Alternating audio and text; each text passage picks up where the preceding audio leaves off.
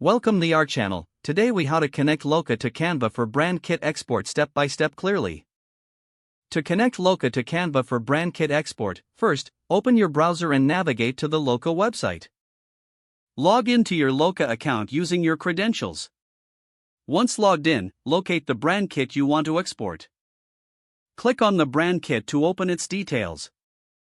Look for the export options provided within your brand kit page. Select the option to export to Canva. A pop-up window will appear, prompting you to log into your Canva account. Enter your Canva login details and authorize the connection if necessary. After authorization, you will return to Looka, where your brand kit will now be connected to Canva. To confirm the connection, open Canva in a new tab or window. Log into your Canva account if you are not already logged in. Navigate to the Brand Kit section within Canva. You should see your Looka brand kit assets available for use in Canva. Now you can start using your Looka designs in your Canva projects. Explore the options to customize and create within Canva using your brand assets. Your brand elements are now fully integrated and ready for your creative process. If the page does not load, refresh the browser or try again in a private or incognito window.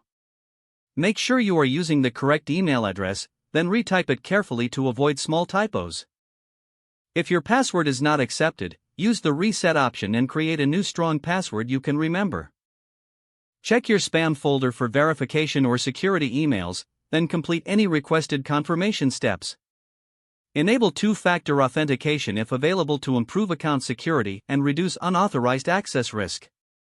After signing in, review your profile details so your contact information and settings are accurate. If you see an error message, note it down and try again after restarting your device and internet connection.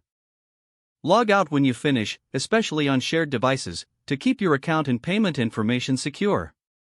If the page does not load, refresh the browser or try again in a private or incognito window.